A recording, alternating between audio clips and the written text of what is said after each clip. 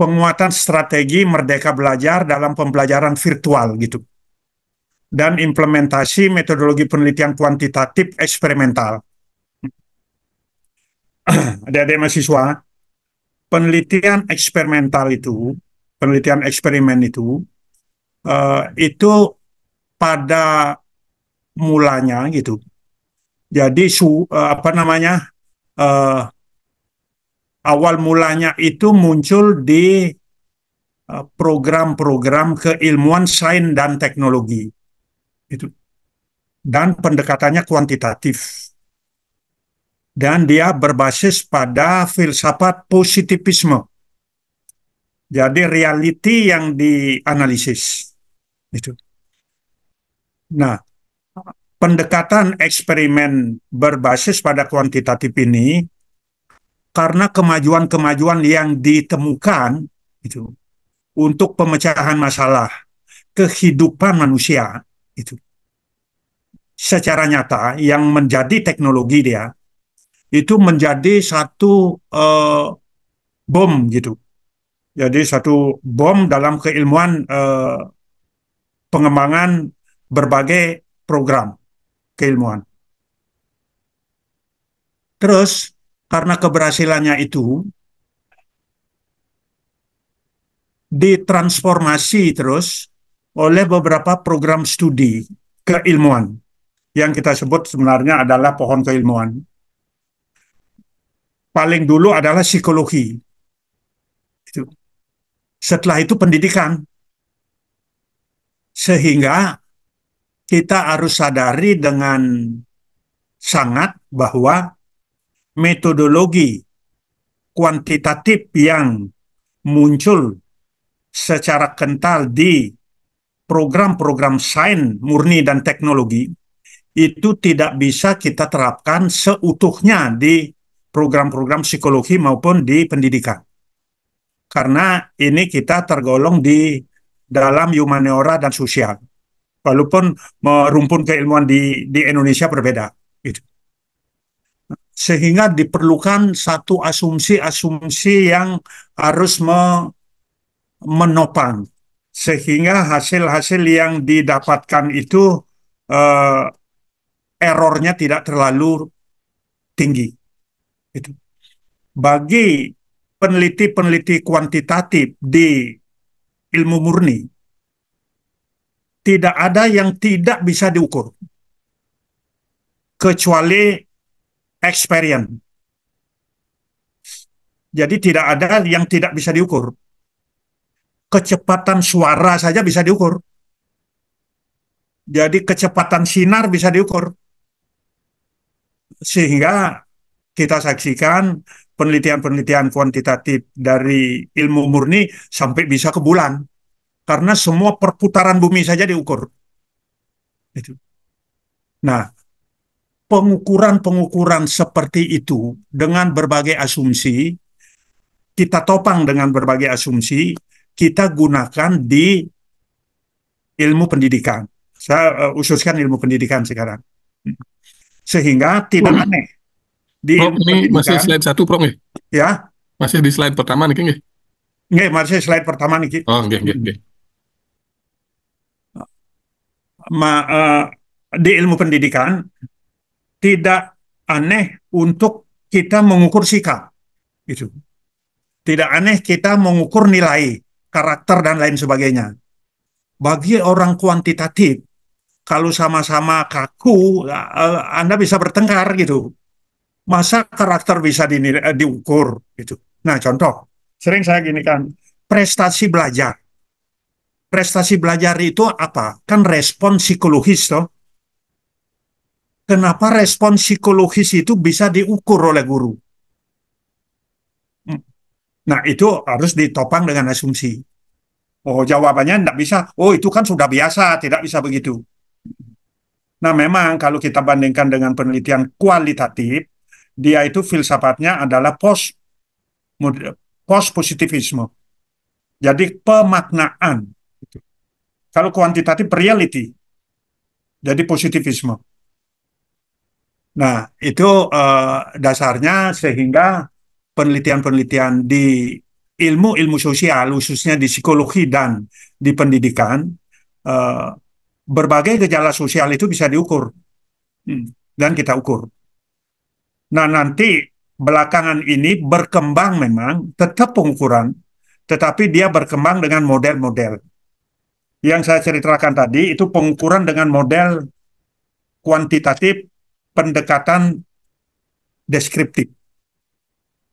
Tetapi terus gini dikembangkan sekarang, ada model ras dan model-model yang lain. Nah, selanjutnya adik-adik mahasiswa, penelitian itu bisa dilakukan dari segi tempatnya di tiga hal.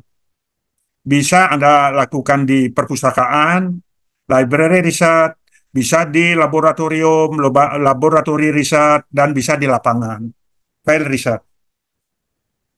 Nah, ketiga ini memiliki satu kancah dan satu keterbatasan-keterbatasan tertentu yang harus disadari oleh peneliti. Nah, tadi Bapak, saya katakan itu pada mulanya ini penelitian ini adalah kuantitatif dan kualitatif. Lalu terjadi karena permasalahan kehidupan itu meluas, jadi diperlukan pemecahan-pemecahan berdasarkan hasil penelitian yang meluas juga gitu. Lalu muncul pembiakan penelitian. Kita sebut dalam ilmu penelitian itu proliferasi penelitian. Muncul penelitian-penelitian baru, kuantitatif, kualitatif, lalu penelitian kebijakan, penelitian pengembangan, penelitian evaluatif, dan sampai terakhir ini adalah campuran dari kuantitatif kualitatif. Itu penelitian campuran yang kita sering sebut dengan mixed method. Nah, penelitian itu sebenarnya dia menggunakan satu satu kriteria tertentu. Penelitian itu sendiri adalah penyelidikan ilmiah. Penyelidikan ilmiah. Kalau dia tidak ilmiah, penyelidikan itu bukan penelitian. Jadi ada satu kategori ilmiah itu. Satu penelitian harus memiliki substansi atau tema konsep keilmuan yang diteliti, yang kita sebut dengan ontologi. Ontologi itu ada ontologi forma dan materia. Nah, ontologi itu ada ontologi forma dan materia. Kalau ontologi uh, itu adalah konsep keilmuan itu melekat pada satu subjek. Dan subjek itu tidak selalu manusia. Subjek itu bisa tumbuh-tumbuhan, bisa tanah, bisa binatang, dan lain sebagainya. Nah, itu yang kita sebut dengan ontologi formal. Nah, pasti harus ada subjeknya. Bisa situasi subjeknya. Nah, ontologi keilmuan yang sudah ditemukan ini harus berkembang terus dia. Berkembang terus dia ini. Nah, pengembangan inilah dengan penelitian-penelitian. Satu penelitian-penelitian yang akan menghasilkan teknologi yang merupakan satu hard science itu cenderung dan sangat cenderung dihasilkan dari penelitian-penelitian eksperimen. Itu. Ada satu kancah-kancah tertentu untuk menghasilkan produk disebut penelitian lain, seperti proliferasi itu. Pengembangan dan penelitian pengembangan itu. Dia menghasilkan produk. Di dalamnya bisa dia itu meminjam atau menggunakan prinsip-prinsip yang ada di penelitian eksperimen. Tetapi harus ada keterbatasan-keterbatasan, baik generalisasi maupun yang lain. Nah, pengembangan itu harus mengikuti prosedur yang pasti, dilakukan dengan objektif dan jujur. Di kancah filsafat ilmu itu disebut dengan epistemologi. Di sini saya sering menyatakan adik-adik mahasiswa, seorang akademisi itu harus bertanggung jawab. Dia itu boleh salah tetapi tidak boleh berbohong. Nah, dengan kemampuan beberapa teman-teman sekarang, bilanglah kalau saya, Dengan kemampuan yang saya miliki sekarang, menggunakan statistik, merekayasa sesuatu gitu, saya bisa penelitian tanpa ke lapangan. Tetapi saya berbohong itu. Kalau itu terjadi, aksiologi penelitian itu akan hancur.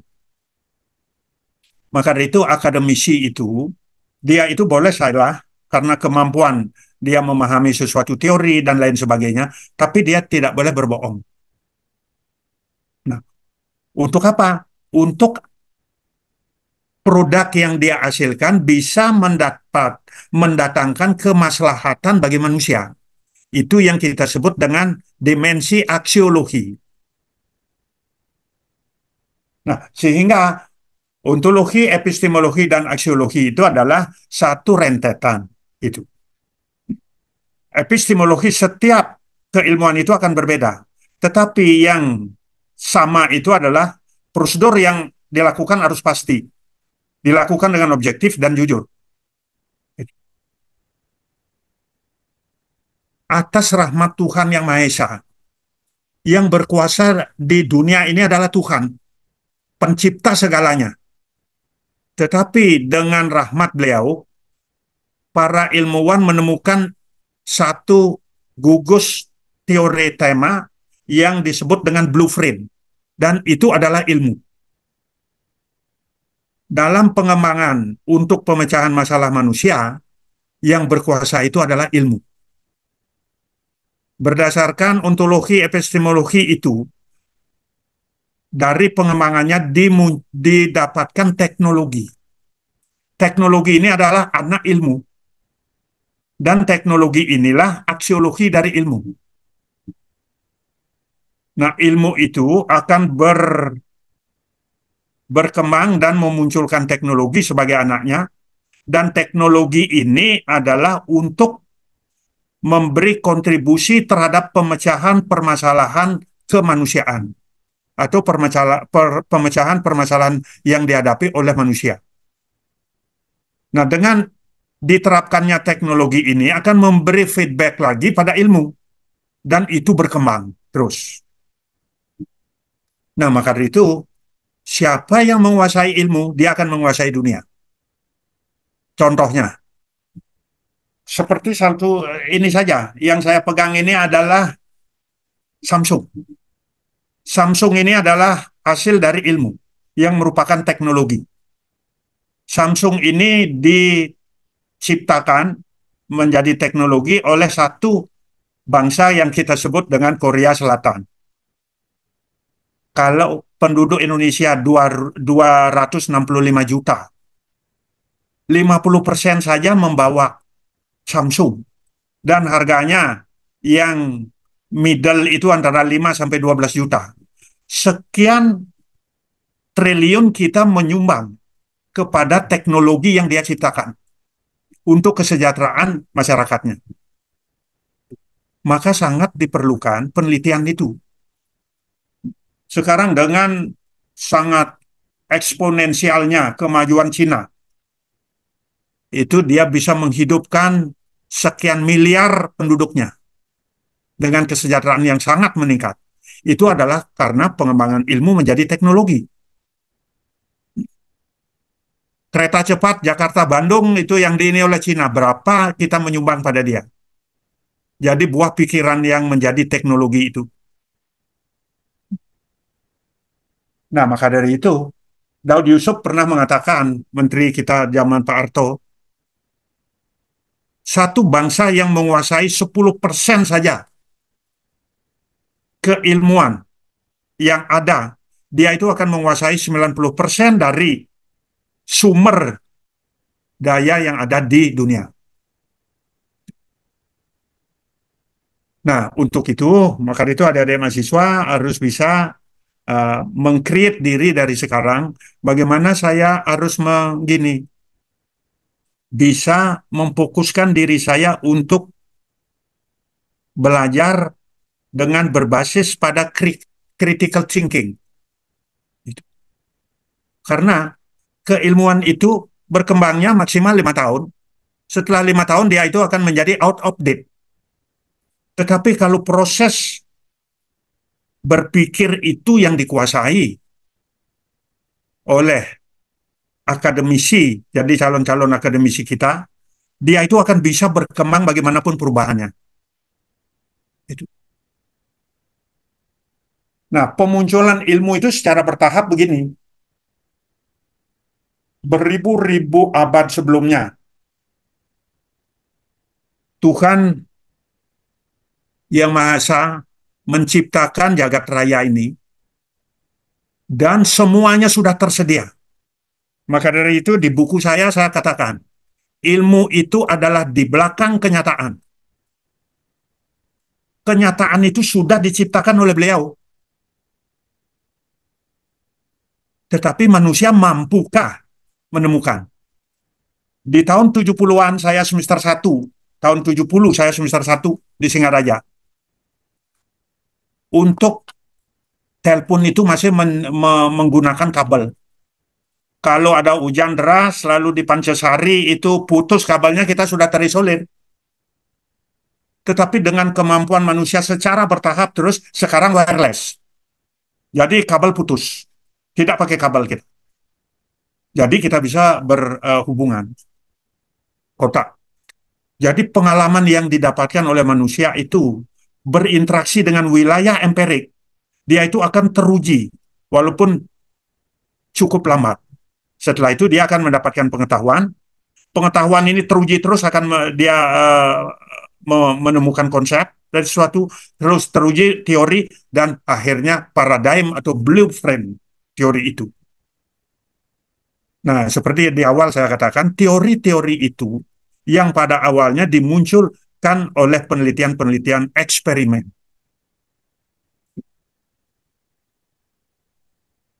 Nah, wilayah empirik ini sudah, yang ciptaan beliau yang Maha Kuasa sudah menyediakan semua. Jadi merupakan satu kenyataan. Maka itu ilmu itu adalah di belakang kenyataan itu. Nah, tadi saya dapat berkata ini tentang ilmiah. Maka itu spektrum penelitian itu seperti ini. Ada masalah dalam kehidupan yang terkait dalam ekonomi, dalam pendidikan, dalam psikologi, dan lain sebagainya. Sebelumnya harus kita komparasi dengan kajian-kajian teori yang terkait dengan masalah itu. Lalu kajian-kajian empirik, antara teori dengan empirik ini harus koheren dia.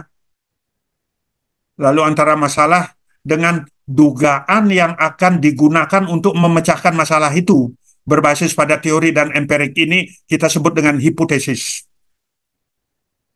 Nah, dari hipotesis ini baru kita uji, verifikasi. Ini yang menyebabkan akademisi itu di sini dia boleh salah. Tetapi di verifikasi ini dia tidak berbohong. Oh, saya menggunakan teori itu, lu ada teori baru ya, gitu. Tetapi dia sudah menyatakan bahwa dia menggunakan teori tertentu. Tidak justru mengubah teori atau data. Sampai didapatkan simpulan. Nah, terus logika berpikir ilmiah itu apa? Logiko-hipotetiko-verifikatif. Jadi logiko-hipotetiko-verifikatif. Jadi kalau penelitian-penelitian eksperimen yang pasti dengan pendekatan kuantitatif dan menggunakan alat-alat statistik. Bagi saya statistik itu ada prinsip-prinsip sosial. Saya sering katakan probability itu adalah bineka tunggal ika. Jadi tunggal ikanya min itu, binekanya ada varian, ada SD. Nah, maka dari itu para akademisi kuantitatif biasanya begini. Karena dia sering bergulat dengan uji hipotesis. Kalau kita berpendapat, sisakan minimal 1% saja untuk pendapat yang berbeda dengan kita. Karena tidak selalu apa yang kita pikirkan berdasarkan teori maupun empirik itu perfect, sempurna kebenarannya. Maka itu ada kesalahan, ada tipe 1, 2, 3, 4 kalau di gini.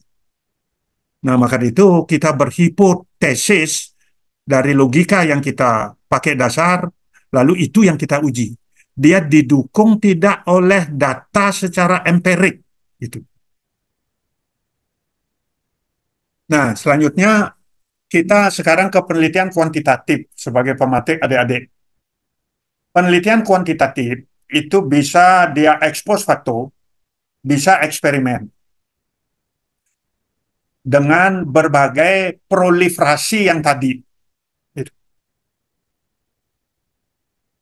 Kalau penelitian eksperimen, ini ada pra-eksperimen, quasi-eksperimen, dan true eksperimen. Kalau pra-eksperimen, itu nanti adik-adik yang belum mendapatkan metode penelitian, itu biasanya dicirikan oleh desain-desain yang tanpa kontrol, tanpa kelompok kontrol. Kalau yang quasi-eksperimen, itu desain-desain eksperimen seseorang itu atau peneliti itu yang sudah melibatkan kelompok kontrol. Terus kalau true eksperimen, penelitian-penelitian eksperimen itu pada eksperimen murni yang sudah bisa mengontrol variabel-variabel ekstraneus. Kalau di kuasi eksperimen belum dikontrol variabel-variabel ekstraneus itu. Apakah variabel ekstraneus itu? Variabel pengganggu. Perlunya eksperimen merupakan salah satu cara untuk menyelesaikan permasalahan memang melalui serangkaian proses metode ilmiah. Itu. Terus kalau eksperimen itu bisa sampai tingkat true, itu true eksperimen, hasil yang didapatkan akan menyumbang terhadap pengembangan keilmuan maupun penghasilan teknologi yang makin akurat. Terus akan ada pertanyaan, pada eksperimen-eksperimen ilmu sosial, umpamanya seperti pendidikan, seberapa besar itu terjadi penyumbangan secara kuat pada pengembangan keilmuan dan kontribusi mereka terhadap kesejahteraan. Kalau dia itu kuasi eksperimen, itu memang harus ditafsirkan oleh peneliti itu dengan memperhitungkan variabel-variabel ekstraneus yang belum dilibatkan atau bisa dikontrol dalam kancah desain eksperimennya. Karena eksperimen adalah memang satu metode ilmiah yang memainkan peranan yang sangat penting dalam pengembangan pengetahuan di berbagai bidang. Dengan melakukan eksperimen yang baik, kita dapat menguji hipotesis, menjelajahi hubungan penyebab akibat, mendorong inovasi, dan memperkuat dasar pengetahuan. Nah, kalau di ilmu pendidikan, itu kalau kita berbicara secara mikro, itu ada di sana TP, ada BK, ada Pendas, dan ada PAUD. PAUD, BK, Pendas ini berhadapan secara langsung dengan individu yang memiliki berbagai karakter yang berbeda. Kalau di TP, dia akan memperhitungkan bagaimana produk-produk teknologi pembelajarannya terkait dengan individu. Itu. Sedangkan individu itu memiliki karakteristik yang sangat luas. Individual differences. Nah, sehingga hal-hal ini yang menyebabkan penelitian-penelitian eksperimen di kancah pendidikan dan psikologi harus ditafsirkan dengan makna post-positivisme. Maka dari itu di sana dianjurkan dan malah merupakan satu ketentuan harus diadakan pembahasan. Itu. Di pembahasan itu diusahakan post-positivisme itu masuk. Jadi ada penafsiran-penafsiran atau pemaknaan tertentu dari reality yang terjadi dengan memperhitungkan variabel-variabel ekstraneus yang tidak dilibatkan atau tidak diperhitungkan dalam kontrol satu eksperimen. Nah, lalu tujuan umum penelitian eksperimen adalah untuk meneliti pengaruh dari suatu perlakuan tertentu terhadap gejala suatu kelompok tertentu dibandingkan dengan kelompok lain yang menggunakan perlakuan yang berbeda. Nah, saya sangat tekankan kepada adik-adik mahasiswa adalah kelompok itu karena di penelitian-penelitian pendidikan di luar yang single subject atau longitudinal subject itu akan menggunakan kelas sebagai intact group. Jadi kelas sebagai intact group itu maksudnya adalah ini dari mbahnya, ini dari Kerlingan, yang di random itu adalah kelas, subjek yang ada di kelas itu semuanya digunakan sebagai sampel. Itu intact group artinya. Nah, maka itu di penelitian-penelitian eksperimen pendidikan khususnya itu sangat ketat diminta untuk dibuktikan asumsi-asumsi penggunaan satu formula yang kita sering sebut asumsi klasik itu. Kalau di eksperimen murni, kalau dia lebih dari 30 sudah diabaikan. Dari 30 subjek, umpamanya tanaman, lebih dari 30 subjek, yang lain dikontrol sudah di kadar tanah, kadar kesuburan tanah, suhu, sudah dikontrol semua. Itu sama-sama suhu sama-sama 60 derajat, itu umpamanya Celcius atau berapa gitu, kesuburan tanah, lalu tingkat kebasahannya, sinar matahari, itu semua dikontrol. Kalau sudah lebih dari 30 ya sudah, dia tidak akan tidak akan membuktikan asumsi lagi. Tetapi kalau di kita tidak bisa. Karena apa? Karena karakteristik intact group kita itu sangat masih diferensiasinya sangat lebar. Gitu. Nah, itu adik-adik sekalian, sebagai pemetik dulu segala sesuatunya. Saya ucapkan terima kasih atas perhatiannya. Mungkin ada tambahan dari teman-teman dosen yang semuanya ini adalah metodologi. Saya persilakan kalau ada hal yang tidak berkenan, yang saya mohon maaf yang sebesar-besarnya.